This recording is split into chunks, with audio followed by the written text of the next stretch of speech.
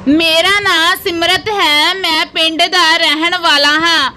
मेरे माता पिता ने बहुत मेहनत ते लगन नाल मैनू पढ़ाया लिखाया ते फिर मैं पढ़ लिख के स्कूल विच नौकरी करन लगा। फिर एक गवांढ दी मासी साडे घर एक चंगे घर दा रिश्ता लैके आई।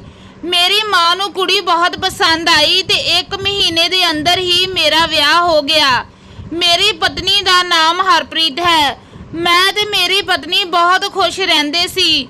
मेरी पत्नी नू सीरीयल देखण दा बहुत शौक सी। ਉਹ घर दे सारे काम छड्ड के सीरीयल देखण बैठ जांदी सी।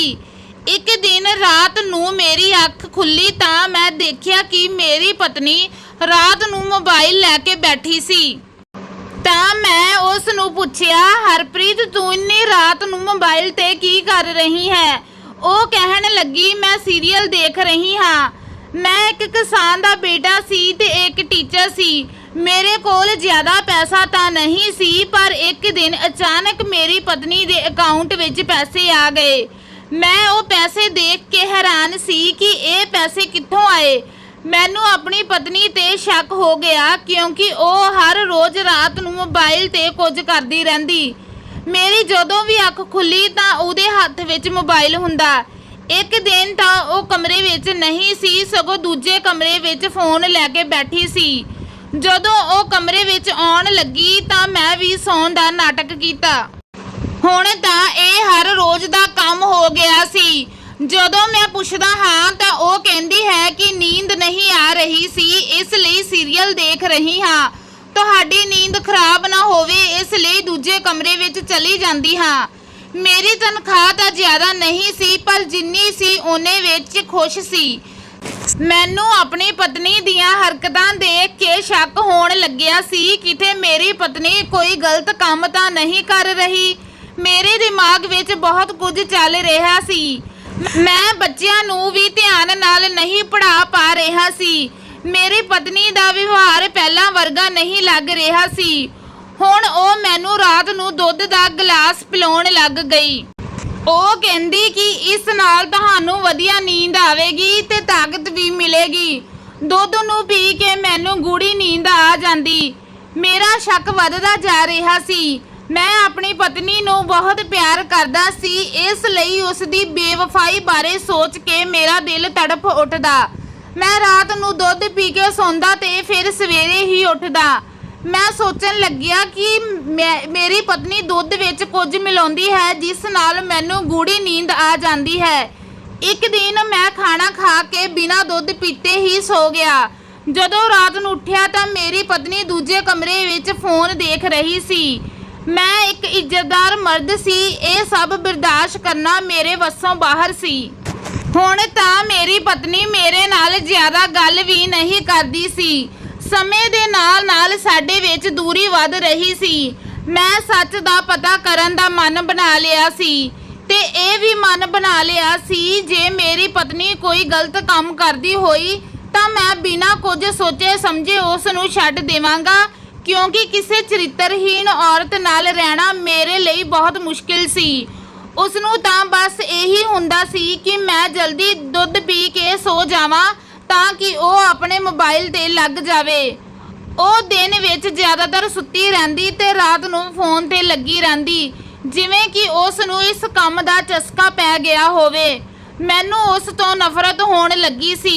मैनू लगदा कि ਉਹ फोन ते गैर मर्दां नाल मन बहलाउंदी है। फिर एक दिन मैं घर दा इंटरनेट कनैक्शन कटवा दिता। मैं देखना चाहुंदा सी कि फिर ਉਹ की करदी है। जदों मैं घरे आया तो वो बहुत परेशान लग रही सी। फिर वो मैनू कहन लगी कि इंटरनेट नहीं चल रहा। तो मैं कहा कि कोई खराबी होवेगी, तू परेशान क्यों हो रही है? 1-2 दिन तक चल पवेगा। जे तू सीरीयल नहीं भी देखेंगी तां की फर्क पैंदा है? थोड़ा ध्यान परिवार वाल भी कर ले। मैं अपने दिल की सारी भड़ास कढ़ लई। ਉਹ कहन लगी कि नहीं अजिही कोई गल नहीं, मैं तो वैसे ही कह रही सी, पर वो काफ़ी परेशान लग रही सी। अगले दिन उसने खुद ही कनैक्शन ठीक करवा लिया। इन्ना भी कि जरूरी काम। मेरी पत्नी मेरे घर की इज्जत सी। घर की इज्जत ਇੱਜ਼ਤ ਨੂੰ ਇਸ ਤਰ੍ਹਾਂ ਮੈਂ ਰੁਲਣ ਨਹੀਂ ਦੇਣਾ ਚਾਹੁੰਦਾ ਸੀ। ਜੇ ਮੈਂ ਉਸ ਨੂੰ ਸਿੱਧਾ ਪੁੱਛਦਾ ਤਾਂ ਉਸਨੇ ਮੁੱਕਰ ਜਾਣਾ ਸੀ। ਮੈਨੂੰ ਸਬੂਤ ਚਾਹੀਦਾ ਸੀ ਜਿਸ ਦੀ ਬੁਨਿਆਦ ਤੇ ਮੈਂ ਉਸ ਨੂੰ ਕੁਝ ਪੁੱਛ ਸਕਦਾ। ਮੈਂ ਰਾਤ ਨੂੰ ਦੁੱਧ ਪੀਣ ਤੋਂ ਪਹਿਲਾਂ ਹੀ ਸੌਣ ਦਾ ਨਾਟਕ ਕੀਤਾ। ਮੇਰੀ ਪਤਨੀ ਰੋਜ਼ ਦੀ ਤਰ੍ਹਾਂ ਦੂਜੇ ਕਮਰੇ ਵਿੱਚ ਚਲੇ ਗਈ। ਉਸ ਦੇ ਜਾਣ ਤੋਂ ਥੋੜੇ ਸਮੇਂ ਬਾਅਦ ਮੈਂ ਉਸ ਦੇ ਪਿੱਛੇ ਗਿਆ ਤੇ ਦੇਖਿਆ ਕਿ ਉਹ ਕੀ ਕਰ ਰਹੀ ਹੈ। ਜਿਵੇਂ ਮੈਂ ਸੋਚਿਆ ਸੀ ਅਜਿਹਾ ਤਾਂ ਬਿਲਕੁਲ ਨਹੀਂ ਹੋਇਆ। ਉਹ ਮੋਬਾਈਲ ਤੇ ਸਾਹਮਣੇ ਬੈਠ ਗਈ। ਉਸ ਨੇ ਸੀਰੀਅਲ ਨਹੀਂ ਲਗਾਇਆ, ਸਗੋਂ ਕਿਸੇ ਨੂੰ ਵੀਡੀਓ ਕਾਲ ਕੀਤੀ। ਸਾਹਮਣੇ ਦੋ ਮਰਦ ਉਸ ਨਾਲ ਗੱਲਾਂ ਕਰ ਰਹੇ ਸਨ। ਇਹ ਦੇਖ ਕੇ ਮੈਨੂੰ ਬਹੁਤ ਗੁੱਸਾ ਆਇਆ ਕਿ ਮੇਰੀ ਪਤਨੀ ਅਜਿਹਾ ਕਿਵੇਂ ਕਰ ਸਕਦੀ ਹੈ। ਮੇਰੀ ਪਿੱਠ ਪਿੱਛੇ ਇੱਕ ਨਹੀਂ ਦੋ ਮਰਦਾਂ ਨਾਲ ਚੱਕਰ ਚਲਾ ਰਹੀ ਹੈ। ਇਹ ਦੇਖ ਕੇ ਮੈਂ ਉਸ ਨੂੰ ਗੁੱਸੇ ਵਿੱਚ ਉੱਚੀ ਬੋਲਣ ਲੱਗਿਆ। ਮੈਨੂੰ ਦੇਖ ਕੇ ਉਸ ਨੇ ਕਾਲ ਕੱਟ ਦਿੱਤੀ। ਮੈਂ ਉਸ ਨੂੰ ਕਿਹਾ, ਇਹ ਹੈ ਤੇਰਾ ਸੀਰੀਅਲ? ਤੂੰ ਹਰ ਵੇਲੇ ਮੈਨੂੰ ਝੂਠ ਬੋਲਦੀ ਹੈ। ਮੇਰੀ ਪਿੱਠ ਪਿੱਛੇ ਇਹ ਗੁਲ ਖਿਲਾ ਰਹੀ ਹੈ। ਮੇਰੀ ਪਤਨੀ ਇਹ ਗੱਲਾਂ ਸੁਣ ਕੇ ਸ਼ਰਮਿੰਦਾ ਹੋਈ ਤੇ ਕਹਿਣ ਲੱਗੀ, ਇੱਕ ਵਾਰ ਮੇਰੀ ਗੱਲ ਸੁਣ ਲਵੋ। ਮੈਂ ਕਿਹਾ, ਇੰਨਾ ਸਭ ਦੇਖਣ ਤੋਂ ਬਾਅਦ ਮੈਂ ਕੁਝ ਨਹੀਂ ਸੁਣਨਾ। ਉਹ ਕਹਿਣ ਲੱਗੀ, ਇੱਕ ਵਾਰ ਮੇਰੀ ਗੱਲ ਸੁਣ ਲਵੋ, ਉਸ ਤੋਂ ਬਾਅਦ ਫੈਸਲਾ ਤੁਹਾਡਾ ਹੋਵੇਗਾ। ਮੈਂ ਜਦੋਂ ਵਿਆਹ ਕਰਕੇ ਇਸ ਘਰ ਆਈ ਤਾਂ ਬਹੁਤ ਖੁਸ਼ ਸੀ, ਪਰ ਵੱਧਦੀਆਂ ਜ਼ਰੂਰਤਾਂ ਤੇ ਪੈਸਿਆਂ ਦੀ ਕਮੀ ਕਰਕੇ ਮੈਂ ਇਹ ਸਭ ਕੰਮ ਸ਼ੁਰੂ ਕੀਤਾ। ਮੈਨੂੰ ਮੇਰੀ ਇੱਕ ਸਹੇਲੀ ਨੇ ਇਸ ਕੰਮ ਬਾਰੇ ਦੱਸਿਆ। ਮੈਨੂੰ ਪਤਾ ਸੀ ਕਿ ਤੁਸੀਂ ਮਨਾ ਹੀ ਕਰੋਗੇ, ਇਸ ਲਈ ਮੈਂ ਚੋਰੀ ਇਹ ਕੰਮ ਸ਼ੁਰੂ ਕਰ ਦਿੱਤਾ ਤਾਂ ਜੋ ਮੈਂ ਵੀ ਪੈਸੇ ਕਮਾ ਸਕਾਂ, ਘਰ ਦੇ ਖਰਚਿਆਂ ਵਿੱਚ ਮਦਦ ਕਰ ਸਕਾਂ। ਇਹ ਕੰਮ ਸਿਰਫ ਆਨਲਾਈਨ ਮੇਕਅਪ ਦਾ ਸਮਾਨ ਵੇਚਣ ਦਾ ਹੈ, ਕੋਈ ਗਲਤ ਕੰਮ ਨਹੀਂ ਹੈ। ਵੀਡੀਓ ਕਾਲ ਰਾਹੀਂ ਸਾਨੂੰ ਇਹ ਕੰਮ ਸਮਝਾਇਆ ਜਾਂਦਾ ਹੈ ਕਿ ਕਿਸ ਤਰ੍ਹਾਂ ਸਮਾਨ ਵੇਚਣਾ ਹੈ, ਉਸ ਦੀ ਸੇਲ ਕਿਵੇਂ ਵਧਾ ਸਕਦੇ ਹਾਂ। ਮੇਰਾ ਯਕੀਨ ਮੰਨੋ, ਮੈਂ ਕੋਈ ਗਲਤ ਕੰਮ ਨਹੀਂ ਕਰ ਰਹੀ ਸੀ। ਤੁਸੀਂ ਮੈਨੂੰ ਕੰਮ ਨਾ ਕਰਨ ਦਿੰਦੇ, ਬਸ ਇਸ ਕਰਕੇ ਤੁਹਾਡੇ ਤੋਂ ਚੋਰੀ ਮੈਂ ਇਹ ਕੰਮ ਕਰਦੀ ਸੀ, ਇਸ ਲਈ ਤੁਹਾਨੂੰ ਝੂਠ ਬੋਲ ਦਿੰਦੀ ਸੀ। ਮੇਰਾ ਕੋਈ ਗਲਤ ਇਰਾਦਾ ਨਹੀਂ ਸੀ, ਮੈਂ ਤਾਂ ਬਸ ਤੁਹਾਡੀ ਮਦਦ ਕਰਨਾ ਚਾਹੁੰਦੀ ਸੀ। ਆਪਣੀ ਪਤਨੀ ਦੀਆਂ ਗੱਲਾਂ ਸੁਣ ਕੇ ਮੈਨੂੰ ਆਪਣੀ ਸੋਚ ਤੇ ਸ਼ਰਮ ਆ ਰਹੀ ਸੀ। ਮੈਂ ਉਸ ਨਾਲ ਨਜ਼ਰਾਂ ਨਹੀਂ ਮਿਲਾ ਪਾ ਰਿਹਾ ਸੀ।